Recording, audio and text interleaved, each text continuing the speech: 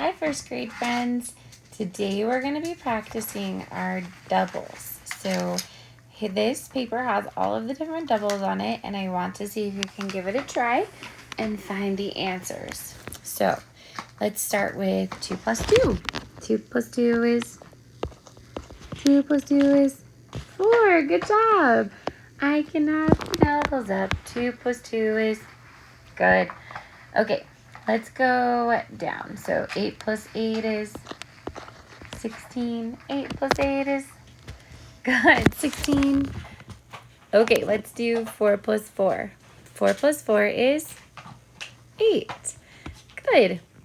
Okay, so in your classroom, your teacher has the doubles posters hanging up somewhere.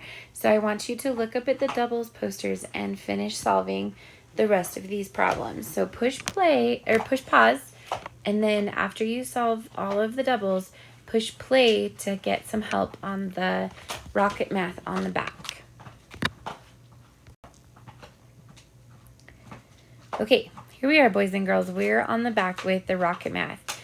So last week we were talking about finding strategies to help us solve the number problems faster, so that when we take our M-comps, we can find problems that we know and then get more answers. So the first thing I want you to do is go through your paper and find all of the minus ones, because when we see the minus 1, we know that the answer is just going to be the number that comes before. So the very first problem is a minus 1. So the number that comes before 3 is 2. Okay, so we're going to skip the next couple because those are neighbors on the number line. And I see one that is a 6 minus 1. So on the number line, the number that comes before 6 is 5.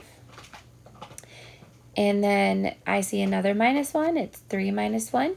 The number that comes before 3 on the number line is 2.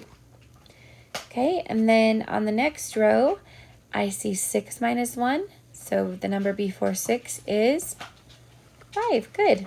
And the number that comes before 3 is 2. Good.